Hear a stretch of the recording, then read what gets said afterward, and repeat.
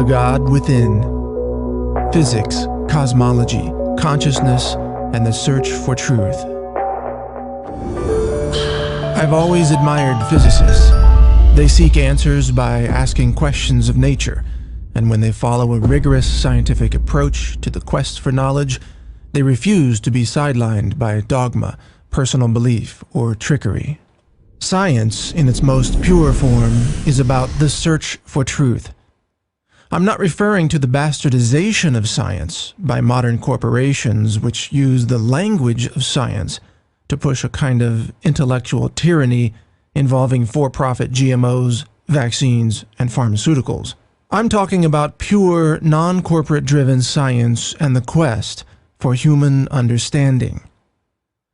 This search for human understanding has led me through a number of fascinating areas of study, but I've found the most fertile ground for exploration in the fields of quantum physics, the many worlds interpretation, and the study of consciousness. Along that path, I decided to read a book by famed physicist Stephen Hawking and co-author Leonard Mlodinow. As a fan of Hawking's work over the years, I relished the idea of reading his explanations of the theory of everything, the grand design, the invisible hand behind it all. What I found in his book, however, rather surprised me. On the very first page of the book, I found myself quite disappointed in the apparent lack of understanding of the universe from someone as intellectually capable as Hawking. As you'll soon see, his words reflect what can only be called the great failing of modern-day physics to address the meaning behind the math. Far too many mainstream physicists seem stuck in what can only be called the Newtonian era of consciousness. That is, they don't yet grasp the idea that consciousness exists at all. Keep listening and you'll see quotes about this directly from Hawking himself. Conventional physics is a lot like conventional medicine. Hawking's book, The Grand Design, did serve another useful purpose in my search for understanding. It nicely summarized the outmoded view of conventional physics. This mainstream view of physics is to reality what conventional medicine is to healing. In other words, it has all the technical jargon but none of the soul, and so it misses the whole point. Stated another way, conventional physics is the clever conglomeration of high-level mathematics desperately seeking to avoid any discussion of what it all means. You're not allowed to talk about consciousness, or free will, or the spooky connectedness that has been experimentally demonstrated to exist between all things in the universe, because that brings up too many questions that make conventional physicists uncomfortable. Questions about God, or the intersection of intention with the physical universe, or free will. They even have a name for their cover story. It's called the Copenhagen Interpretation, and it can be summarized as "shut up and calculate." The Copenhagen interpretation of quantum physics is essentially an intellectual security blanket under which physicists can focus on the narrow mathematics of their calculations without having to be bothered by the bigger questions that inevitably invoke the realm of philosophy. That's where Stephen Hawking's book begins, by the way. On page 1, he writes, "Philosophy is dead. Philosophy has not kept up with modern developments in science, particularly physics." Philosophy is dead? It's a stunning statement, not so much in its abruptness, but in its arrogance, which presumes that philosophy's success can only be measured by the degree to which it keeps up with physics. Conventional physicists, it turns out, largely believe that physics alone can explain everything. The grand design, as it goes, will become apparent if we can only work out the math. The mystery of being will be understood through the study of subatomic particles and the tiny fractions of moments that unfurled immediately after the Big Bang. One chapter in Hawking's book is actually named The Theory of Everything. Really? Everything? Not just physics stuff, but everything else, too? I find that a bit hard to believe, given that a typical quantum physicist probably doesn't even know what's in a hot dog, much less the entire universe. But please excuse my attempt at humor. Just so you know I'm taking this seriously, let's consider the definition of physics itself. The Collins English Dictionary defines physics as the branch of science concerned with the properties of matter and energy and the relationships between them. It is based on mathematics and traditionally includes mechanics, optics, electricity, and magnetism, acoustics, and heat.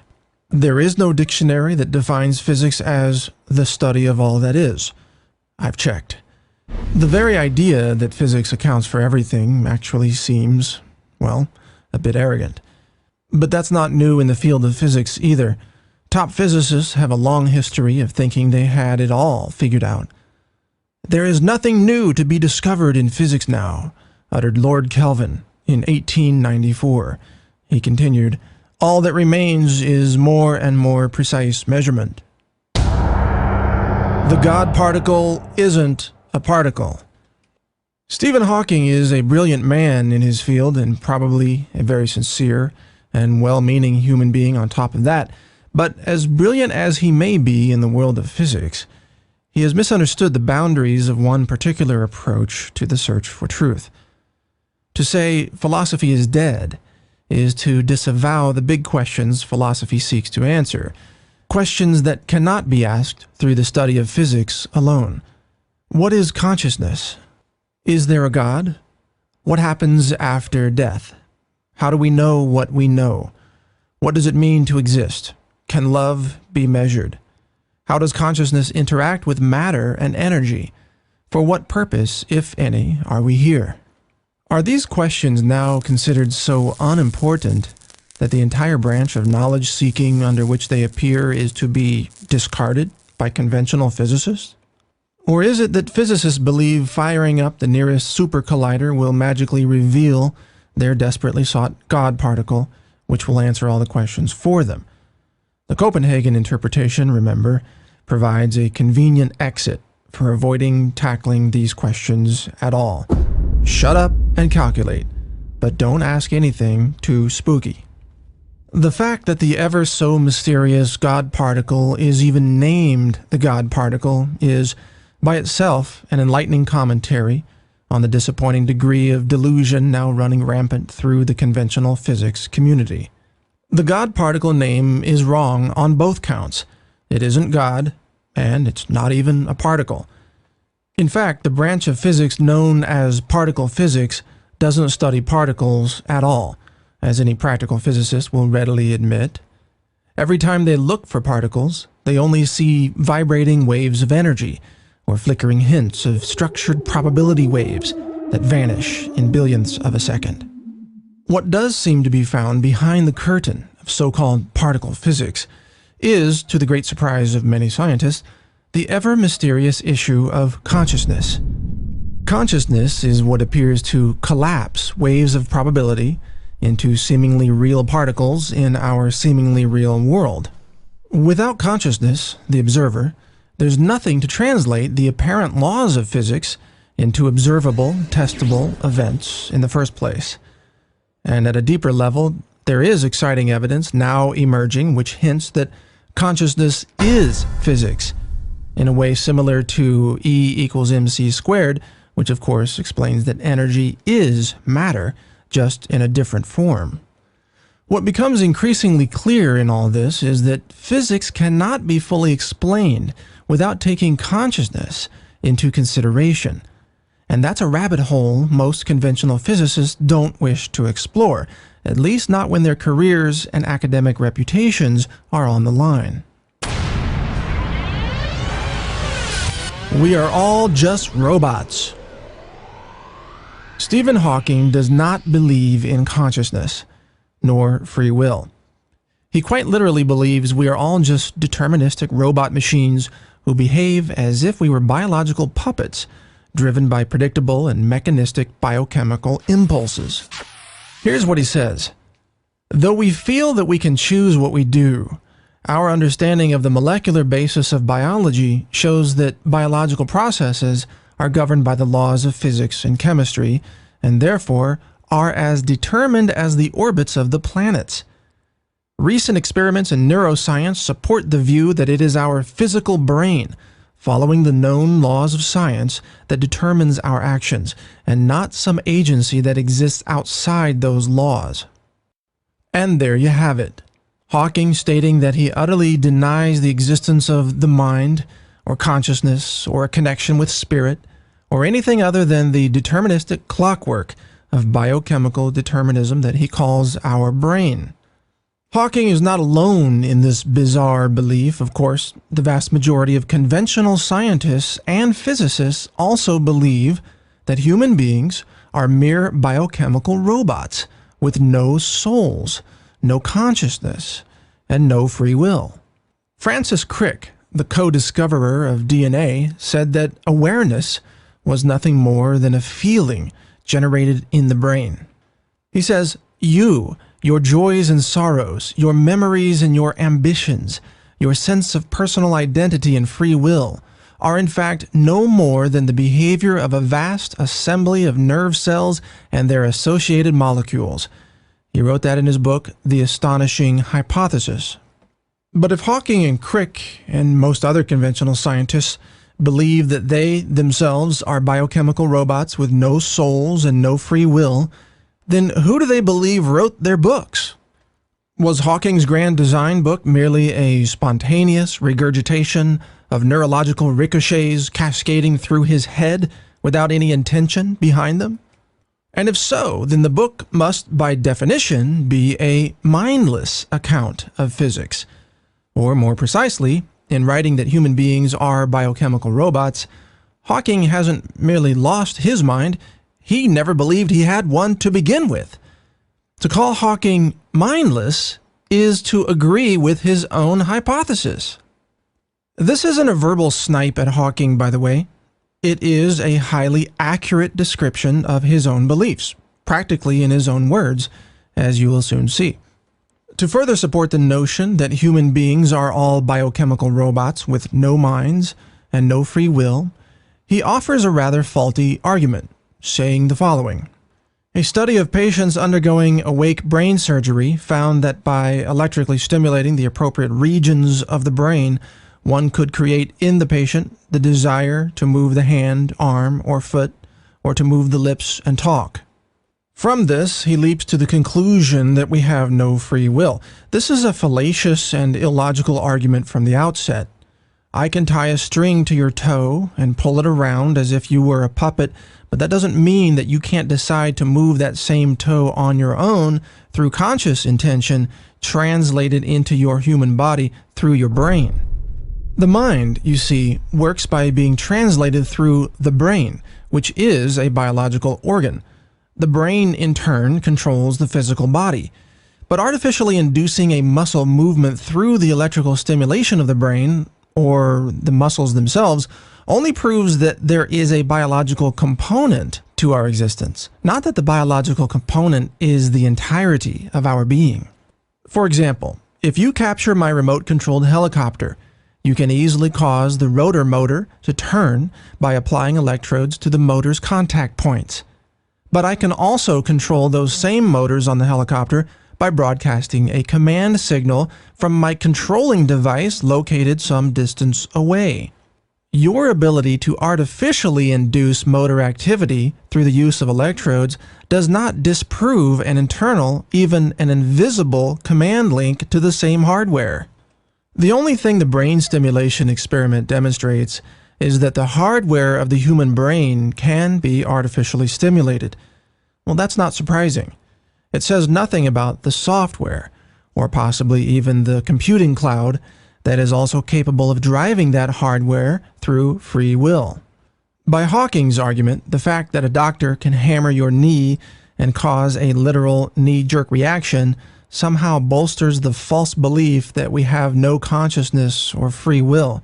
It is a baseless argument.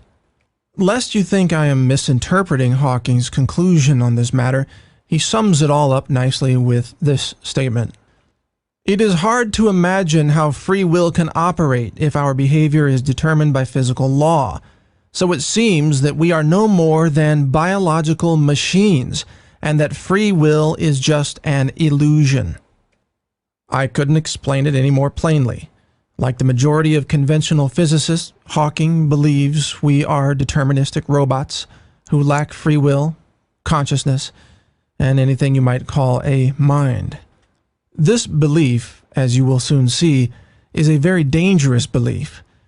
It has huge implications for the very way we value life on our planet and throughout the universe. The dangerous philosophy of determinism. Determinism is an extremely dangerous philosophy because, by definition, it absolves people from all responsibility for their own actions. If you believe in determinism, you are logically forced to believe there is no such thing as a criminal, because those who choose to commit violent crimes are merely biochemical robots who pursue such actions through no fault of their own. They can't help it, in other words. Determinism is the magic get-out-of-jail-free card sought by every defense attorney who is trying to get his murderous client declared innocent.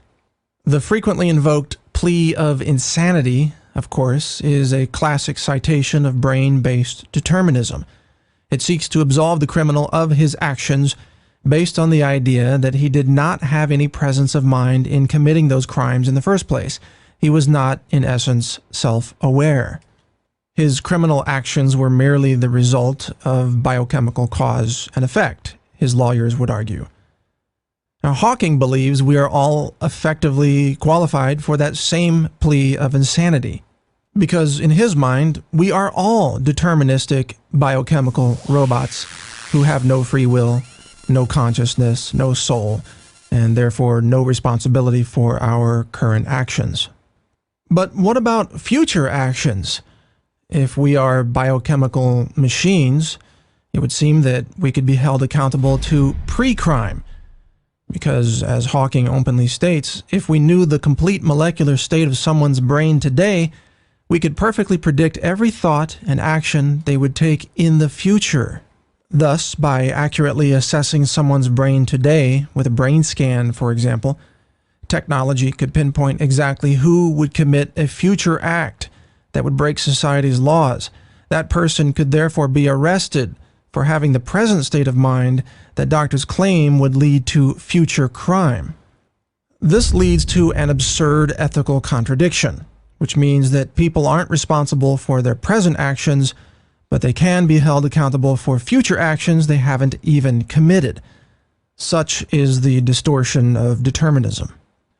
But the belief that human beings lack souls or consciousness is dangerous for a far more serious reason. It can provide a scientific basis for the commission of heinous crimes against humanity, including genocide. From Hawking's point of view of soulless determinism, there is no reason why the United Nations, for example, can't reduce regional overpopulation by simply committing genocide against human beings through population reduction programs. Because humans aren't real people with souls and consciousness, the poisoning of them does not violate any real ethical boundaries, according to that line of thinking. This is not an outlandish scenario. Currently, the United States Department of Agriculture, the USDA, operates a mass avian euthanasia program in the United States called Bye Bye Blackbird. Under that program, the USDA poisons literally millions of birds each year and engages in the routine extermination of cougars, falcons, owls, foxes, beavers, wild pigs, and other animals. This is all carried out under the presumption that animals have no consciousness and thus murdering them is of no ethical consequence. If the United States government already engages in the murderous management of animal species that it perceives as becoming too populous, then by extension, the same approach to managing human populations would quite easily be justified under a philosophical belief that human beings are mere biological animals too. This is just one of the many reasons why this idea that human beings are mindless machines with no consciousness or free will is the perfect pretext for the mass killing of human beings by any government that embraces this thinking. That's one of the many reasons why Hawking is such a dangerous person. The wrongness of his ideas are only matched by the influence of his writings. The very fact that he is so widely respected is what makes his ideas so potentially dangerous, because at any point, a government could latch on to his human beings are not conscious philosophy and commit heinous genocidal acts while calling it all scientific and clutching Hawking's books as if they were Bibles. Adolf Hitler would have welcomed such a philosophy, of course. It's all the easier to poison millions of Jews if you don't think of them as human beings and instead consider them to be mindless, robotic machines waiting to be exterminated. If Hawking's book had existed at the time of Hitler, Nazi crimes would have no doubt been carried out under the name of science, and the idea that Jews were mere soulless animals to be exterminated at will would have been branded a scientific idea as well, and anyone who opposed that idea would have been called unscientific. Behind every madman, there is a distorted philosophy that denies people their humanity. Stephen Hawking turns out to be a strong proponent of this very thing, denying people their humanity. It is no coincidence, by the way, that science, which gave us the atomic bomb and other technologies with which to carry out mass genocide, has also given us the philosophical pretext under which that genocide may be justified. Remember, too, that on the first page of his book, Hawking complained that ethics hasn't kept up with physics. But a closer inspection of the subject reveals quite the opposite. Physics actually hasn't kept up with ethics. The recognition of the existence of free will and consciousness is the foundation of compassion for all living things. It is the core principle from which the vast majority of ethics spring. No human civilization can achieve lasting peace without the acknowledgement that human beings have consciousness and free will, and yet these are the very ideas that are now branded as unscientific by the vast majority of the conventional scientific community. They didn't just leave God out of their equations, you see. They left out our humanity as well. Under the brand of science, we are all meaningless, soulless, biochemical robots who have all fooled ourselves into thinking that we are somehow self-aware. Self-awareness and observing the observer. I find it odd to be criticizing an eminent physicist over the issue of consciousness. Yet despite the fact that Hawking is one of the most renowned thinkers in the world, I stand firm in the belief that to deny the existence of consciousness in fellow human beings is a dangerous, dark pathway that can only lead to suffering and death. It is, in essence, a denial of the value of life itself.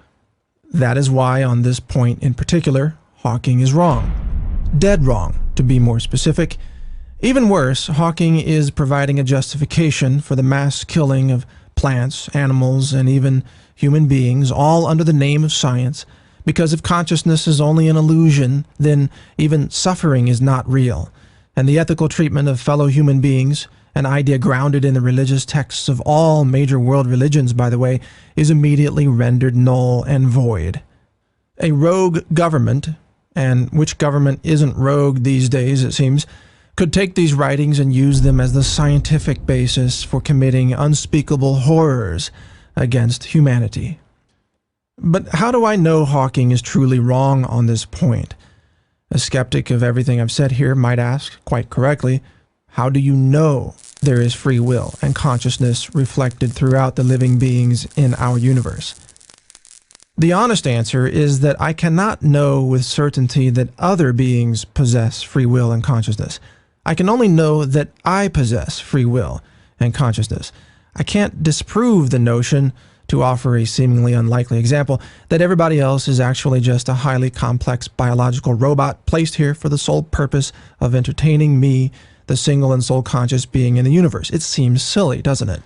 A far more likely explanation is that some or even most human beings do possess souls and consciousness. However, I do believe it is possible that there are some soulless humans walking among us who operate without consciousness, without self-awareness, and who are incapable of grasping derivative concepts such as compassion or empathy. Those soulless, mindless people tend to either end up as pathological, violent criminals or corporate executives of powerful multinational organizations such as drug companies or biotech seed manufacturers. This is perhaps why the actions of so many corporations we see today place no value on human life. These corporations may actually be led by soulless biochemical robots who operate with practical intelligence but lack anything resembling a conscience. These biological human robots would very well fit the description of humans that Hawking presents. The trouble with Hawking's theory, though, is that he applies it to everyone. And while none of us can be absolutely sure about the state of consciousness in others, those of us which possess a sense of self-awareness can be certain that Hawking is wrong about us. The next obvious question, then, is how do I know that I possess consciousness and free will? Francis Crick and most other conventional neurologists believe that consciousness is an illusion created by certain neurons in the brain. If they could just find the consciousness neurons, they would have consciousness explained, they believe. This is a case of reductionism ad absurdum. Answering that is easy, actually. Consciousness is revealed through the realization of self-awareness, which is the waking equivalent of lucid dreaming. To awaken in a dream and recognize the active role of your own mind in creating the dream is one level of consciousness awakening. To achieve the same thing at a higher level, the waking level, is to realize the existence of one's own consciousness. This is sometimes referred to as being enlightened. It is a process achieved not through mathematics, but through self-reflection, observing the observer, if you will. Instead of shut up and calculate, it's more like shut up and meditate. Free will flows naturally from self-realized consciousness, because a self-realized being can decide to do almost anything at any moment without cause. This is the defining element. Consciousness allows a brain to receive intent and carry out that intent without an underlying physical cause. Rather, the cause is an intention expressed through consciousness, reflected through the physical brain interface, which translates between consciousness and perception, and then carried out by the limbs and muscles in this physical world. This cause phenomenon, if you will, originates outside the realm of physics, and thus its detection will forever elude physicists. This is an important concept to grasp, that the universe is not deterministic, and that thoughts and intentions can be created without the presence of a physics-based cause. The study of physics alone, then, will forever fail in detecting, describing, or understanding the nature of the mind and consciousness. I can decide to speak a random series of letters, for example, without any particular cause. N, #, A, Z, 7, U, asterisk, H, ampersand, E, and so on. There is no physical deterministic explanation behind my selection of those letters. They emerged entirely as acts of free will, brought into this physical universe through the translation of the mind, through the physical brain, which controls my voice. The collision of consciousness and matter. Every act of free will, by the way, is an integral part of the creation of the universe itself. Without conscious observation, many quantum theorists believe the universe would not exist at all. Quote, "Observations not only disturb what is to be measured, they produce it," said Pascual Jordan, one of the founders of quantum theory. This thought disturbed Einstein, who famously said, "I like to think that the moon is there even if I am not looking at it." But as quantum theory has now convincingly demonstrated, Einstein based his wish on the principles of two things: reality, that things exist on their own, separate from conscious observation, and separability, that matter and energy can exist in isolation, unconnected to anything else. Both of these ideas, reality and separability, have now been conclusively proven false by both quantum theory and quantum experimentation.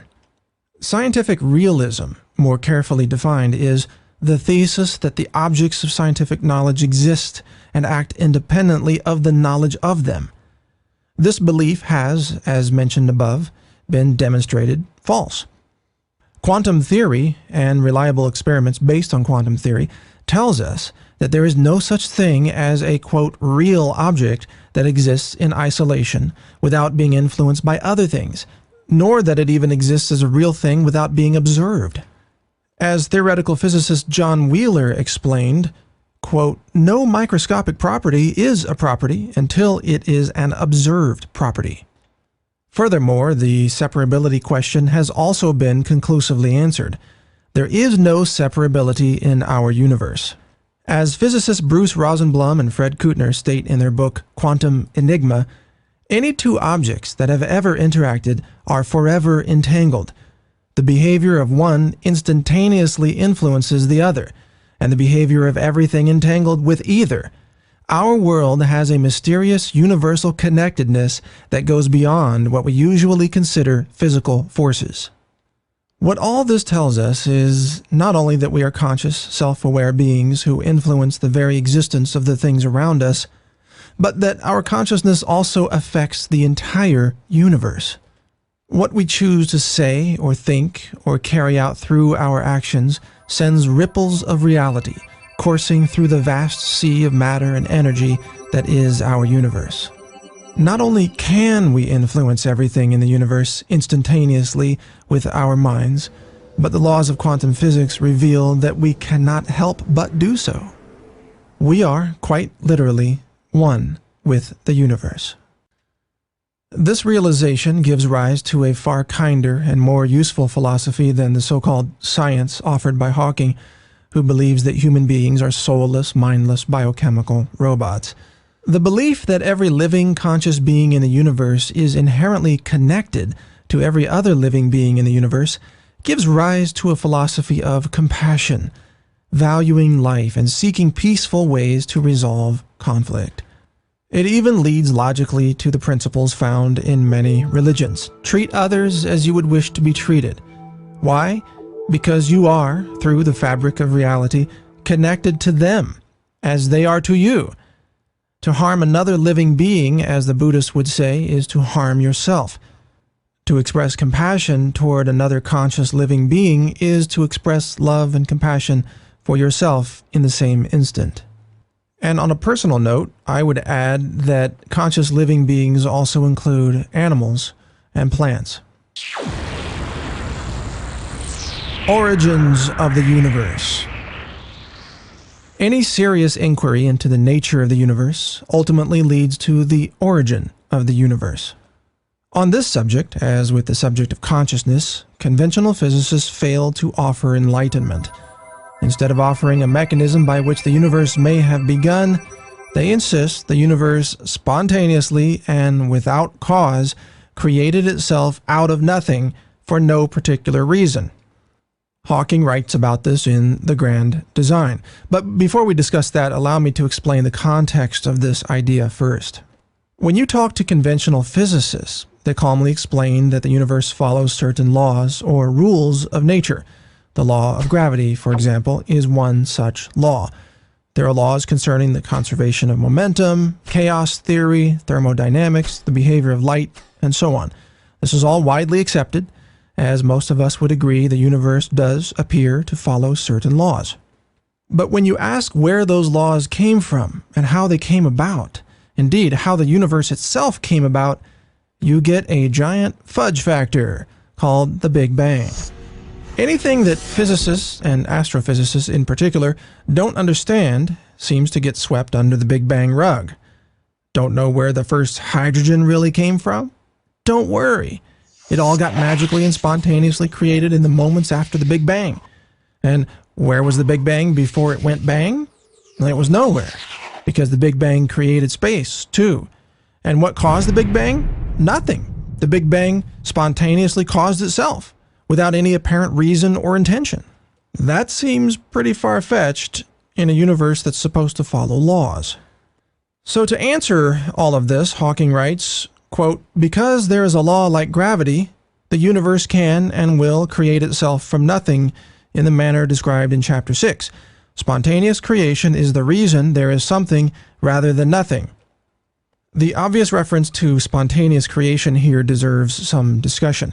Wasn't it physicists who have been berating the God-believing creationists over their belief in spontaneous creation? God didn't create the universe, they insist. The Big Bang did. And how did the Big Bang come about? Spontaneous creation. They might as well just add by God after the phrase, it seems, since they have now adopted the very same argument put forth by creationists for so long.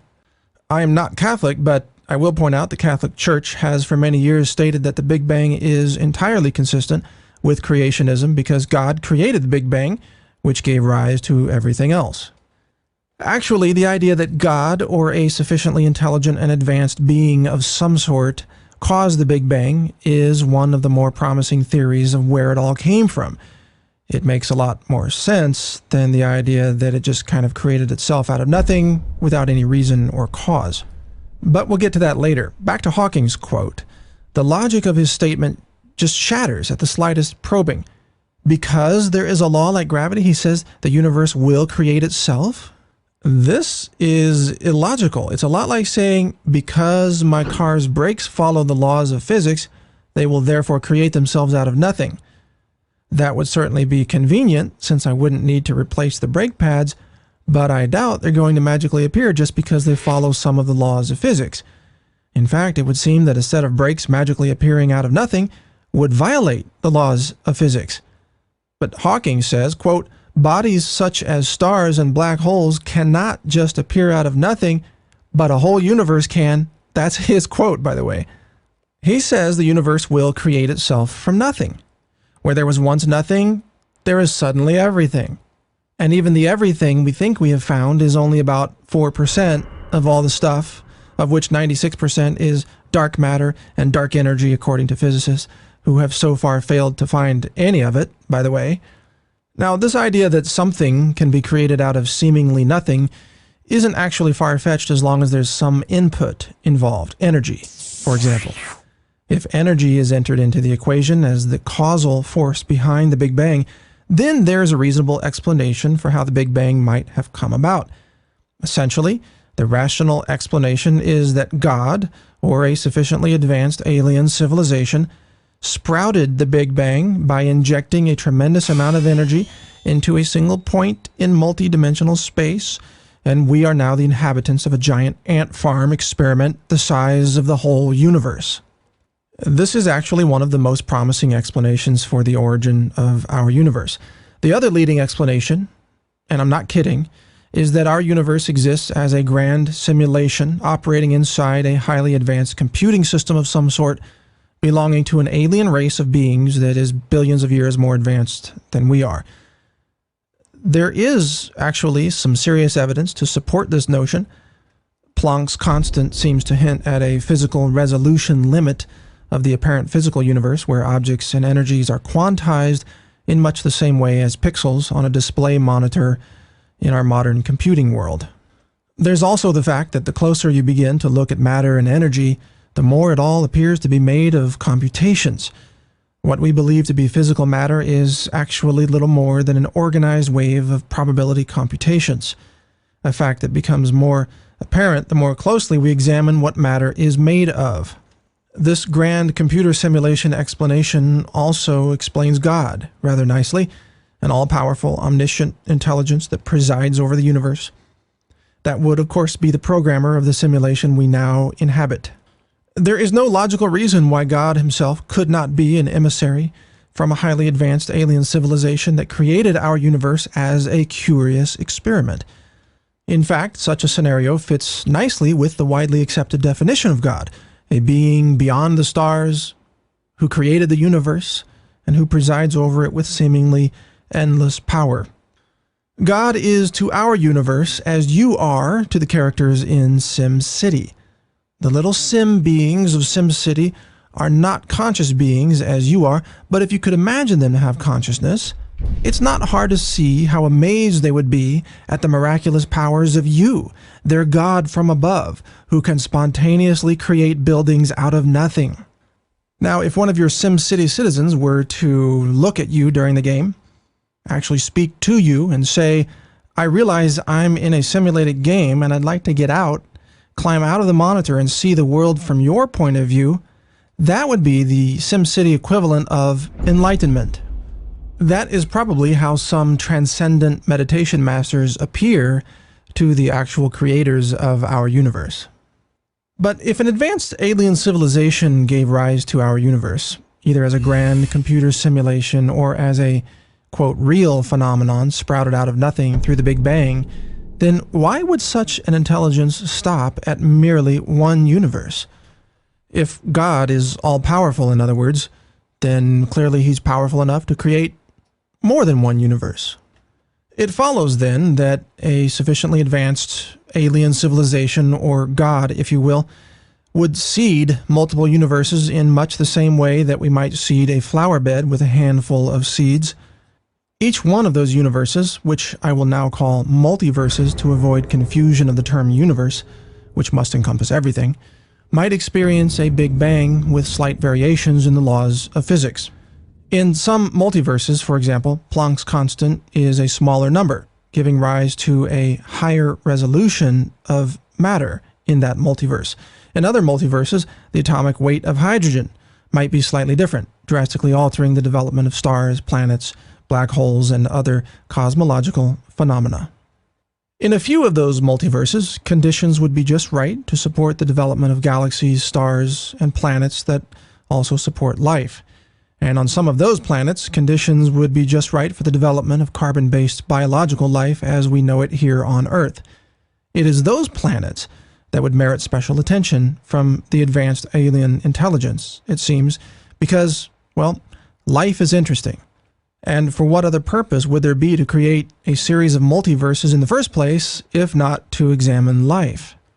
Life is interesting stuff, and life on Earth is undoubtedly just one case among countless other life-supporting planets across not merely our galaxy and not only our multiverse, but potentially countless other multiverses which are beyond our present ability to even describe, much less detect or explore. All we really know is that we exist in a matrix of laws and rules of nature, and that we have somehow been granted a degree of self-awareness necessary to pull ourselves out of ignorance and toward the ultimate goal. That goal is as self-evident as consciousness itself, to finally understand who we are, how we came to exist, and what our purpose is for being here, if any. To know ourselves, in other words. Because the real grand design goes far beyond merely figuring out the mathematics behind the fabric of reality. It is a design of consciousness, of connection, and of limitless power to influence all that is through the power of our minds.